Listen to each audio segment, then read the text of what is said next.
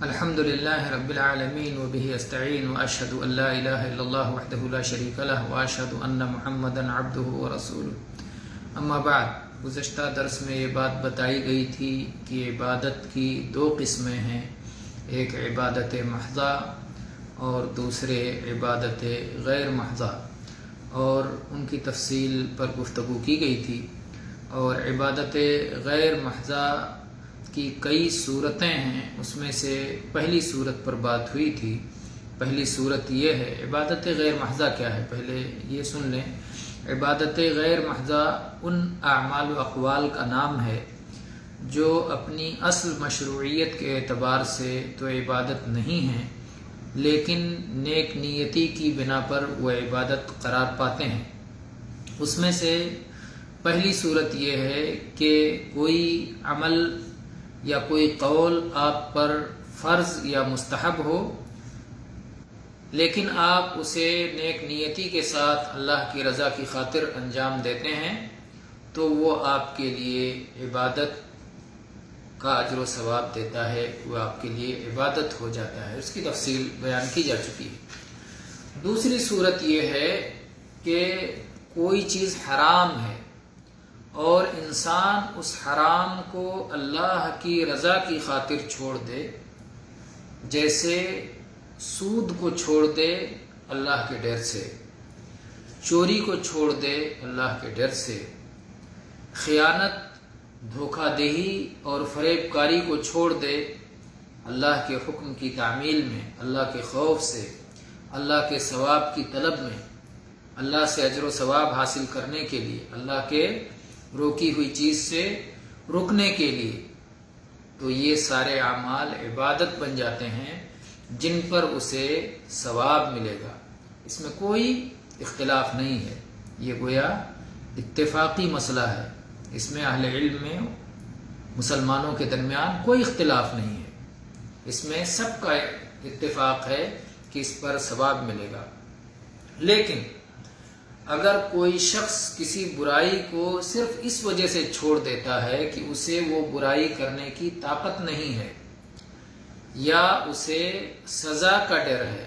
حد کا ڈر ہے، تعزیر کا ڈر ہے، مقررہ متعین سزا کا ڈر ہے یا غیر متعین سزاؤں کا ڈر ہے، یا اس برائی سے اسے کوئی دلچسپی نہیں ہے، یا اس نے کبھی اس برائی کے بارے میں سوچا ہی نہیں،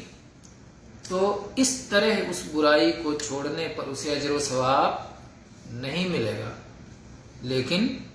ثواب حاصل کرنے کے لیے، اللہ کے عذاب سے بچنے کے لیے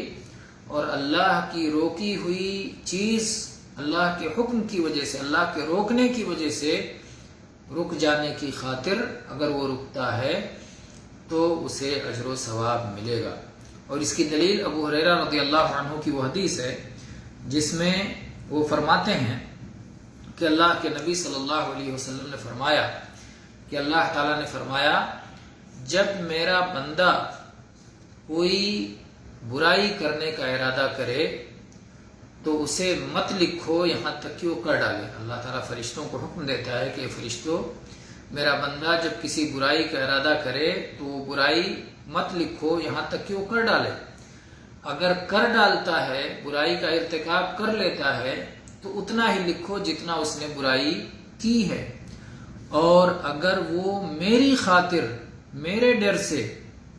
میرے لیے، میرے ثواب کو پانے کے لیے اگر وہ اس برائی کو چھوڑ دیتا ہے تو اسے نیکی لکھو۔ اور اے فرشتوں، اگر میرا بندہ کسی نیکی کا ارادہ لکھتا ہے اور ابھی اس نے نیکی نہیں کی ہے تو اس کے لیے ایک نیکی لکھ دو۔ یہ اللہ کا فضل و کرم ہے کہ نیکی میں ابھی ارادہ کیا اور نیکی لکھ دی گئی، اور برائی کا ارادہ کیا تو برائی نہیں لکھی گئی، اور اگر وہ نیکی کر لے تو 10 گنا اجر و ثواب لکھو اس کے لیے، 700 گنا تک بڑھا کر کے۔ یہ حدیث متفق علیہ ہے، صحیح بخاری میں 7501 نمبر پر اور صحیح مسلم میں 129 نمبر پر ہے اور 131 نمبر پر بھی۔ اسی طرح سے غار والے لوگوں کی حدیث جس میں 3 لوگوں نے اپنے اپنے نیک عمل کا وسیلہ لیا تھا، اس میں سے ایک شخص نے بدکاری چھوڑنے کا وسیلہ لیا تھا کہ اللہ میں نے تیرے ڈر سے زناکاری اور بدکاری اور فحشکاری کو ترک کر دیا تھا، تو اللہ نے اس کی دعا قبول فرمائی۔ تو یہ ہوا عبادت غیر محضہ کی دوسری صورت، حرام کاموں کو اللہ کی خاطر چھوڑ دینا۔ عبادت غیر محضہ کی تیسری صورت ہے کہ مباح اور جائز کاموں کو اللہ کی خاطر انجام دینا، جیسے سونا ہے، سونا جاگنا برابر ہے، سو یا جاگو، کھانا پینا، خرید و فروخت اور اس طرح سے کمائی کی جتنی ساری صورتیں ہیں، تو یہ دراصل مباحات میں سے ہیں، جائز امور میں سے ہیں جن کا کرنا نہ کرنا برابر ہے۔ لیکن اگر کوئی مسلمان بندہ یہ اعمال اس نیت کے ساتھ انجام دیتا ہے کہ اس کے ذریعے سے اللہ کی اطاعت و فرما برداری کرنے پر قوت و طاقت حاصل ہوگی، تو یہی سارے مباح کام اس کے لیے عبادت بن جاتے ہیں جن پر اسے ثواب دیا جاتا ہے۔ اور اس کی دلیل وہ حدیث ہے، بہت سارے دلائل ہیں، اس میں سے ایک حدیث ابو موسیٰ اشعری رضی اللہ عنہ کی حدیث ہے کہ معاذ رضی اللہ عنہ سے جب ابو موسیٰ اشعری رضی اللہ عنہ نے پوچھا کہ آپ قرآن کی تلاوت کیسے کرتے ہیں، تو انہوں نے کہا کہ میں رات کے ابتدائی حصے میں سو جاتا ہوں اور پھر میں بیدار ہوتا ہوں اور اپنے نیند کا ایک حصہ میں نے لے لیا ہوتا ہے، اور پھر اللہ نے جو کچھ مقدر کیا ہوتا ہے میں اس کی تلاوت کر لیتا ہوں۔ میں اپنی نیند میں بھی اسی طرح اجر و ثواب کی امید رکھتا ہوں جیسا کہ بیداری اور قیام میں اللہ سے اجر و ثواب کی امید رکھتا ہوں۔ یہ صحیح بخاری کی حدیث ہے، کتاب المغازی میں 4341 اور 4345، اسی طرح سے 6923 نمبر پر بھی۔ تو بہرحال اس میں کیا کہا کہ نیند میں بھی، نیند لینے پر بھی مجھے اللہ تعالیٰ سے اجر و ثواب کی امید ہے، جیسے کہ قیام کرنے پر اور تلاوت کرنے پر مجھے اللہ سے اجر و ثواب کی امید ہے۔ اس لیے کہ نیند اسی لیے لیتے ہیں تاکہ فریش ہو جائیں، تازہ دم ہو جائیں، طاقت مل جائے اور جسم کو راحت مل جائے، اور اس کے بعد اللہ کی عبادت پورے ہوش و حواس کے ساتھ اور اطمینان کے ساتھ اور سکون کے ساتھ کر سکیں۔ اس سے معلوم ہوتا ہے کہ انسان کی پوری زندگی عبادت پر مشتمل ہے اور پوری زندگی دین پر مشتمل ہے، اور یہی انسان کی تخلیق کا مقصد ہے۔ اللہ نے انسانوں اور جناتوں کو اسی لیے پیدا فرمایا ہے۔ اللہ تعالیٰ نے فرمایا وَمَا خَلَقْتُ الْجِنَّ وَالْإِنسَ إِلَّا لِيَعْبُدُونَ، میں نے انسانوں اور جناتوں کو اسی لیے پیدا کیا ہے تاکہ وہ میری ہی عبادت کرے۔ تو اللہ تعالیٰ یہ جاننا چاہتا ہے کہ کون سا بندہ اللہ کے حکم پر عمل کرتا ہے اور اللہ کی روکی ہوئی چیزوں سے رکتا ہے، تو اس طرح سے اللہ تعالیٰ اسے آزماتا ہے۔ اسی طرح سے اللہ تعالیٰ نے فرمایا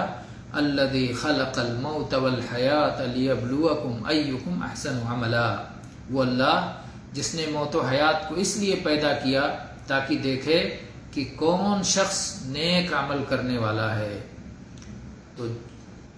جناتوں اور انسانوں میں سے جو بھی عقل و ہوش والے ہیں، بلوغت کی عمر سے لے کر موت تک وہ برابر امتحان، اختبار، آزمائش کی حالت میں ہوتے ہیں، اور ہر قدم پہ ان کی آزمائش ہوتی ہے کہ وہ اللہ کے حکم کی تعمیل کرتے ہیں، اس کی روکی ہوئی چیزوں سے رکتے ہیں، یا وہ اپنے خواہش کی فرما برداری کر رہے ہیں۔ تو حقیقت میں پوری زندگی عبادت بن جاتی ہے اگر آدمی سوچ سمجھ کر صحیح نیت کے ساتھ اور باشعور ہو کر کے اپنے اعمال کو انجام دے۔ وآخر دعوانا ان الحمد للہ رب العالمین، صلی اللہ علیہ وسلم۔